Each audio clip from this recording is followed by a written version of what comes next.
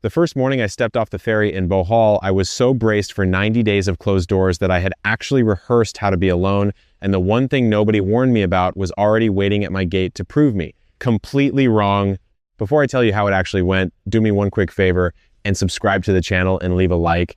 It honestly makes my day, and it keeps these little porch talks coming. If you have ever lain awake wondering whether you would just be lonely out here, this is the video I wish someone had sat me down for.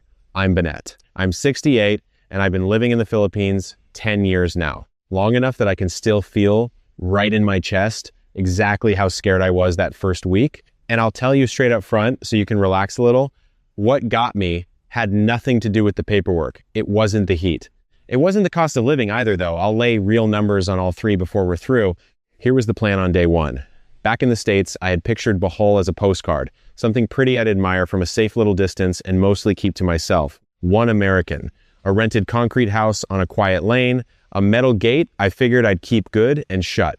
Not one soul on that lane knew my name. And honestly, part of me thought that was just how the whole 3 months would go. Me, a book, the fan, and the door closed. I'd made my peace with it before I ever got on the plane. So let me show you the house, because this is where the dreaming turns into arithmetic. 2 bedrooms, cool concrete floors, a little yard, that gate out front, 11,000 pesos a month, call it $190. That's the whole rent, $190 for 2 bedrooms, a 5-minute tricycle ride from Tagbilaran town back home. That wouldn't have covered my heating bill for 1 cold month. And that tricycle ride into town, 15 pesos each way, less than pocket change. My driver those first weeks was a fellow named Nong Ramon, gold tooth flashing when he grinned, an old transistor radio wired right onto the handlebars, some scratchy love song crackling out of it the whole way in. Good man. Steady hands. Now, right about here is where the letters start coming in, folks, writing me the exact same first questions I once asked myself sitting in that concrete house. What does it really cost? How do you set the whole thing up? Where on earth do you even start? After 10 years, I've answered those same questions at my own gate more times than I can count. So I finally sat down and put every bit of it into a practical little ebook called One Way Guide over in the One Way Club. It walks you through the real first move questions, the costs, the visa, the setup, the honest, plain way. And I'll be square with you. It won't make the decision for you and it won't hold your hand. It just saves you the year of guessing that I wasted figuring it all out alone. If you'd rather learn it the slow, expensive way, it's honestly not for you. If not, scan the code on your screen or grab the link down in the description. Anyway, one of those mornings, Nong Ramon catches my eye in his little mirror and says it flat out. "Sir, here you cannot be a stranger for long." I smiled, nodded, didn't believe a single word of it. I was still the man who had rehearsed being alone, remember. I figured he was just being kind to the new foreigner. Those first mornings I kept to a nice, quiet routine. I'd walk to the public market before 6, while it was still cool, before the heat climbed up over the rooftops. Picture that with me for a second. 6 in the morning, the heat not up yet, 60 pesos in your hand, the mango stalls stacked high, that sweet fruit smell everywhere, grilled fish already drifting off the carinderia, the little cook stall on the corner. 60 pesos bought me a full breakfast and handed me change back. Fresh fish, hot rice, a cup of strong coffee. You try eating like that back home for under $1.50, and I promised you honest, so let me be honest about the part that was not a postcard. There's always a part like that. The brownouts, twice that first month, the power just quit on me. 2 hours at a stretch, both times, right in the dead heat of the afternoon, the fan ticking slower and slower, and then stopping. Dead. Just the quiet and the heat pressing in. And there I sat, sweating clean through my shirt, homesick, flat out homesick for a plain wall socket back home that just works every single time, no drama. I won't dress that up for you. It wasn't charming. It was miserable. And I wanted to go home. But here's the strange part. And 10 years on, I still shake my head at it. That very same nuisance, that hot, dark, sweaty afternoon behind a shut gate is exactly where the whole thing turned. Now hold that picture of me sweating there in the dark, because this is precisely where it turns. It didn't turn with paperwork. It didn't turn with money. It turned with a knock. Day 6, 7 in the morning, a knock at my gate. And remember the one plan I'd carried across the ocean? The only plan was to keep to myself. Stay behind that shut gate, quiet for 3 long months and admire my postcard from a distance. Whoever was standing on the other side of that gate at 7 in the morning on day 6 was about to break that plan clean in half. And I hadn't even opened it yet.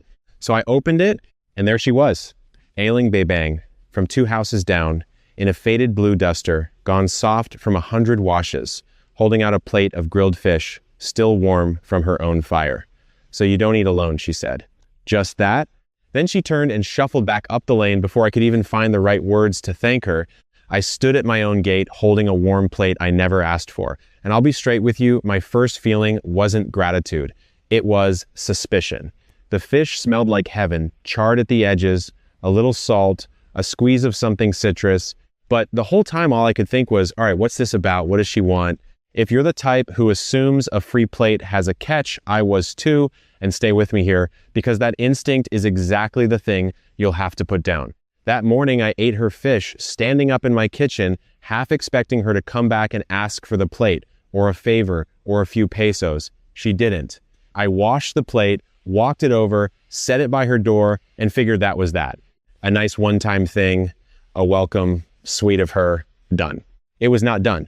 2 days later, there was a bag of bananas hanging on my gatepost. Small ones, the sweet kind, still on the stalk. No note, no knock, nobody standing there to thank. Just bananas swinging a little in the morning breeze, like the gate itself had decided to feed me. I stood in the lane, looking up and down it like a fool, trying to work out who I was supposed to wave at. Then came the fiesta. A boy I'd never seen, maybe 10 years old, ran up while I was sweeping my step and said his Lola wanted me to come. Come where? To the fiesta. Which fiesta? He just grinned and pointed down the lane, so I went. And I walked straight into a barangay fiesta. I had done absolutely nothing to earn. Long tables, dragged out into a yard, pots of everything, lechon, mounds of rice, noodles for long life. People I'd never met were pressing plates into my hands before I'd gotten 10 words out. Names came at me faster than I could hold a single one. Tita this, Kuya that, an old man who kept refilling my cup and patting my shoulder. A whole lane of folks who had, somewhere along the way, quietly decided I belonged there before I'd even learned how to say good morning to them properly. Tell me you wouldn't have stood there just as confused as I was. A grown man, 68 years old, holding a paper plate of somebody's home cooking, surrounded by strangers, laughing and topping up my glass, and me still, God help me, half waiting for the part where somebody explained the price. Because that was the thing. I kept waiting for the catch, for the ask, for the bill at the end. Back home, a stranger who feeds you usually wants something, and I'd carried that arithmetic across the ocean without even noticing it in my luggage. Every kindness, I ran it through the same tired question, what's the angle? And in 90 days on that lane, you know how many times the angle finally showed up? Not once. No bill, no ask. The suspicion was mine and mine alone, and it was the one American habit I had to set down right there at the gate like an old suitcase I didn't need anymore. And Nong Ramon, my tricycle driver, the gold tooth, the little radio wired to his handlebars, he'd told me right at the start, "Sir, here you cannot be a stranger for long." I'd smiled at that the way you smile at a driver making conversation. Polite, not believing a word of it. But somewhere around that bag of bananas, his lines stopped sounding like small talk. It started sounding like a plain fact about the place. Like telling me the sun comes up over the water. Here you cannot be a stranger for long. He wasn't being kind to me. He was just telling me how it works out here. Now, let me put something plain on the table, because I know how you folks think. I think the same way. It's half of why you're watching. I could tell you to the peso what my roof cost, 11,000 pesos a month for that concrete house, call it $190, and I could hand you the receipt. That number I owned, I could plan around it, budget it, defend it at the dinner table back home. But the plate at the gate, the bananas, the seat at that fiesta table, those had no number on them at all. Nothing I could ever write in a ledger. And that gap, the priced roof on the one side and the free welcome on the other, it started quietly rearranging what I thought this whole move even was. I'd come here to afford a life. I was starting to suspect I'd landed in a different kind of one altogether. I'd braced for 3 months of closed doors. What I got was a gate that kept handing me things I hadn't earned. And still, I want to be honest with you, because a story where nothing ever goes sideways isn't a true. One part of me stayed on guard a good while. 10 years of city living doesn't rinse off in a week. I still locked my door out of pure habit. I still flinched a little at a knock. That guardedness was real, and I'm not going to pretend I stepped off that ferry an open man. It took time. It took the lane doing this over and over, unasked, until I simply ran out of reasons to doubt it. Now, here's the evening that settled it for good, the one I'd tell you to hold out for. It was maybe 3 weeks in, a hot night, the kind where the air just sits on your chest and won't move. I was in my chair by the window, fan going full, when the power died. Just like that. The blades wound down, ticking slower, then stopped. The whole lane went black. Not a bulb, not a street light, just that thick tropical dark and the sound of my own breathing. The first brownout, I'd sat there feeling sorry for myself, sweating and homesick for a wall socket back home that simply works. So I braced for the same thing all over again. 2 dark hours, just me and a dead fan and the heat pressing in. Except that's not what happened. Out in the black, I heard something. Chairs. Those cheap white plastic ones scraping across concrete and out toward the road. One, then another, then a dozen. Voices low, then rising. A match striking somewhere. And something started happening out there in the dark of that lane that 10 years on, I still can't fully explain to you. I stepped out my gate and there it was. A whole row of plastic chairs dragged right into the middle of the lane, one after another down both sides, and candles, little stubs of candles set out on the concrete, flickering the whole length of the road. Somebody had wedged Nong Ramon's transistor radio up on a stool, and it was crackling out an old love song into the warm dark. Ailing Babang was already there in that faded blue duster, laughing at something before I even understood the joke. And the fan behind me had ticked to a stop again. Same brownout I'd been dreading, same dead heat, but nobody on that lane was sweating alone in a dark room. They were all outside together because the power was out, like the dark was the invitation. Somebody pressed a plate into my hands. Grilled fish, still warm from somebody's fire, passed straight down the row of chairs, the way you'd pass a hymn book. A kid handed me a spoon. Ailing Babong scooted her chair over to make room, patted the seat, and that was that. I was in the row, no paperwork, no introduction, just a chair and a plate and a song on a tinny radio. And here's the picture I keep coming back to. Even now, 15, maybe 20 chairs in a crooked line right down the middle of a road that had no cars on it anyway, candle wax dripping onto the concrete, the old radio hissing between the songs, somebody's grandkids chasing each other in and out of the shadows, and me, the lone American who'd rehearsed how to be alone, sitting dead in the center of it with fish grease on my fingers, belonging to something I hadn't even asked to join. I sat there in the candlelight, 68 years old, chewing fish I hadn't cooked, next to neighbors whose names I was still learning, and I laughed until my face hurt. 2 hours. The 2 darkest hours of the day, the ones I'd sat through sweating and homesick just weeks before, turned into the best evening I'd had in years. I mean that plainly. Not the best evening in Bohol. The best in years. If you've been holding your breath this whole time, waiting for the catch and all this, here it is, and it's the good kind.